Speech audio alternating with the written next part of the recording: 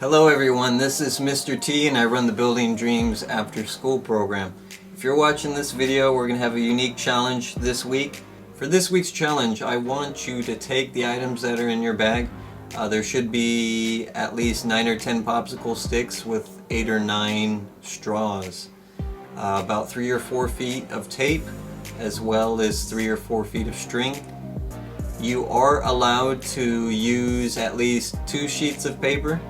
And I either want you to build the tallest, strongest tower that can hold the most weight, or I want you to build a bridge that can hold the most weight. Now obviously paper wasn't included in this.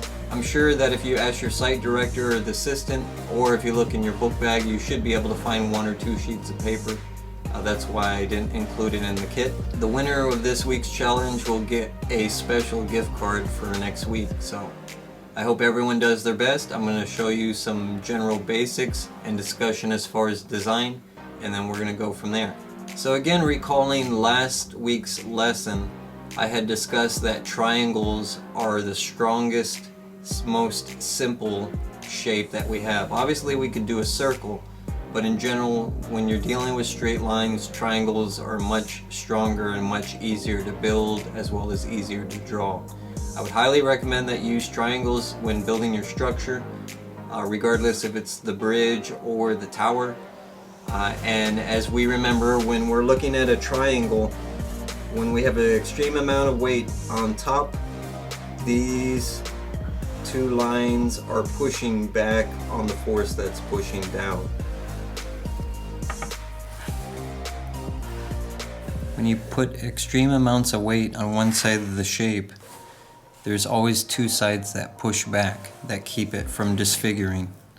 Now if we were to think of a square, if we put an extreme amount of weight on the top side or any other side, the square becomes weak at the corners and begins to bend one way or the other.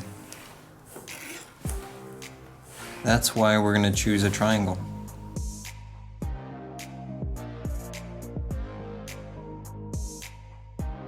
So there will be some simple rules that I want to write down as far as being eligible for the gift card. What you'll first need to do is use the materials that you were given. Again, you're allowed to use 2 sheets of paper. And what you're going to do is either you or your site director will need to take a picture of your design. And that's when it has whatever weight that you decide to use. You can put a book on it, you can use a shoe, you can use keychain, anything like that, depending upon how strong yours is.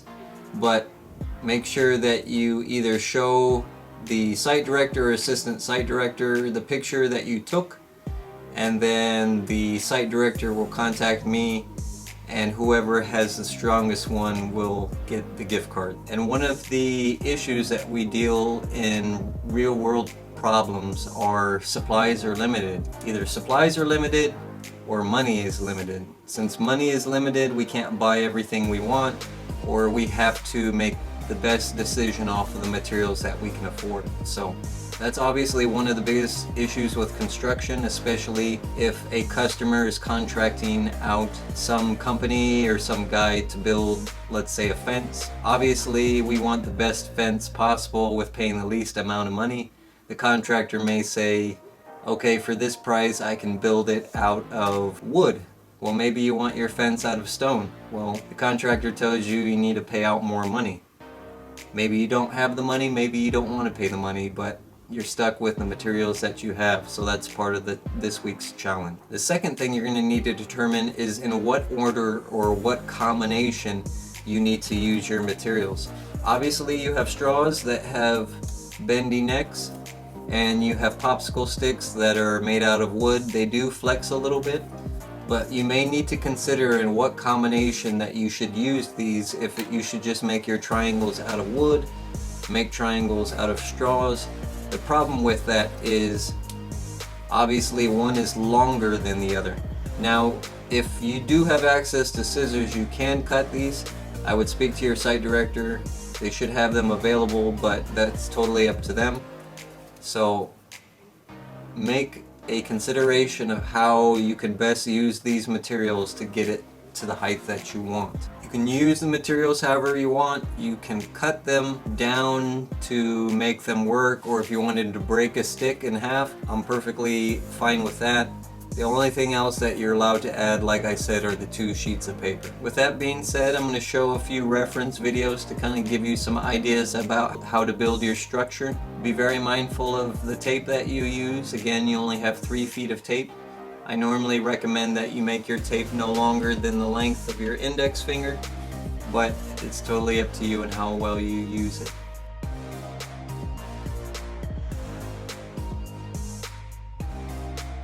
From last week's video, it shows how I taped together 3 popsicle sticks into a triangle formation. What we're going to want to do is take your popsicle sticks and overlap the edges. That way they smoothly overlap. And inside your kit, you should have 3 foot of tape. You're going to want to tear your tape into small pieces, roughly about 2 inches. It should definitely not be the full length of your finger, else you will run out of tape. After you get your triangle formed, then from there you'll need to start planning how you're going to attach everything else.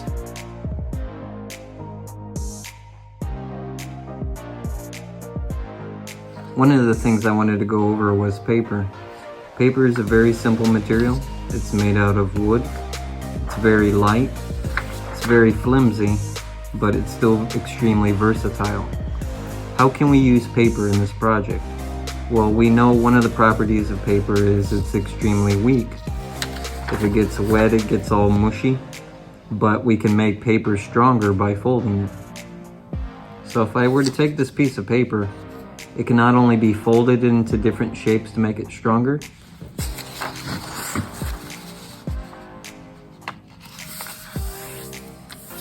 I folded my paper in half.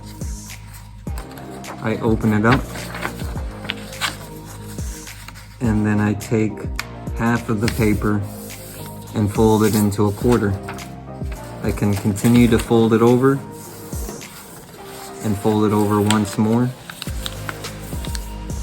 And when I open it up, it can either make a square shape or I can make it into a triangle shape like this. If I put weight on top, obviously there's a point where it wants to start to fold on itself. It's actually a very strong structure that can actually hold considerable weight if you balance it properly. Just like that. So obviously balancing is a big portion of it. Making sure that the structure that you use is important. But using paper can be the key to your success on this project. Another method that you could do if you were going to go the bridge route, say if we have 2 of these triangles here that we're going to use as support columns, if we needed to build a bridge across this, and we use 1 sheet of paper, obviously just laying the piece of paper across these 2 points, it sags down. We can actually make this paper stronger. Let me move this aside so you can see. If I were to fold this paper by taking the outside quarter pieces and folding it in, obviously I didn't do mine perfectly since one end is longer than the other, but even still, when I have it going across the gap, it actually wants to stand upright in its proper position. So depending upon how you choose to do your folds, whether it's a basic fold, a zigzag, multiple folds, a column, etc., this can actually hold considerably more weight. But when we place the weight in the center, obviously in my case, these support columns on the bottom aren't strong enough to take the weight, so you'll need to think of some other ideas on how to best properly set up your paper if you're going to go that route. I look forward to seeing what everyone comes up with. Good luck, and I'll see you next time.